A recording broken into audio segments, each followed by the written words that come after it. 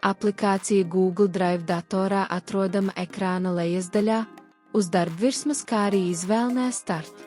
To iespējams atrast arī atverot izvēlni Start un sākot rakstīt Google Drive.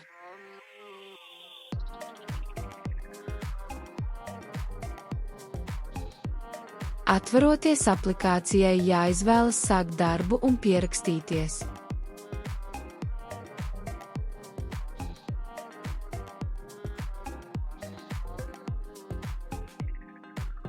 Atvērsies pārlūka logs, kurā jāievada savs darba e-pasts, jānoklikšķina uz tālāk, un tad jānorāda e-pasta parole. Pēc tam atkārtoti jāizvēlas pierakstīties. Gadījumā, ja jau būsiet atvēruši savu e-pastu, pārlūks piedāvās izvēlēties darba kontu bez paroles ievadīšanas. Pēc veiksmīgas pieslēgšanās pārlūka logu var aizvērt, un atvērsies Google Drive iestatīšanas vednis, kurā vairāk kārt jāklikšķina uz Next un Skip, kā redzams ekrānā.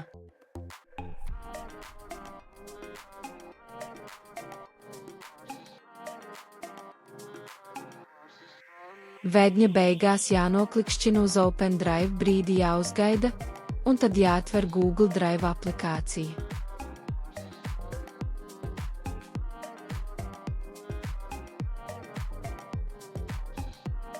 Logā redzamā sadaļa My Drive jeb Mans disks ir jūsu personīgā darba datu glabāšanas vieta. Šeit ir jāglabā visi ar darbu saistītie faili. Failus, kas vēl nav Google diskā, iezīmējiet, nokopējiet un ielīmējiet savā diskā. Atkarībā no kopējamo failu skaita pārnešanas process var aizņemt dažas sekundes vai vairākas minūtes.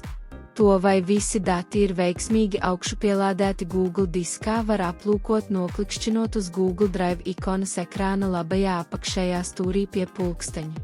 Faili ar zaļu ķeksīti ir augšupielādēti un pats svarīgākais - drošībā.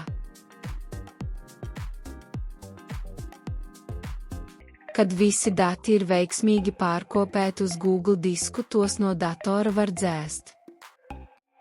Turpmāk ar dokumentiem jāstrādā tikai no Google diska. Pēc pierakstīšanās Google Drive, tam būs ērti piekļūt arī no failu pārlūka, jo tas vienmēr būs redzams mapju sarakstā kreisajā pusē.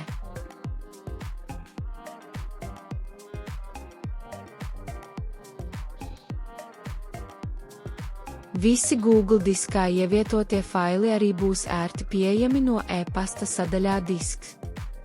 Dokumentos veiktās izmaiņas automātiski būs redzamas gan pārlūkā, gan jūsu darba datorā.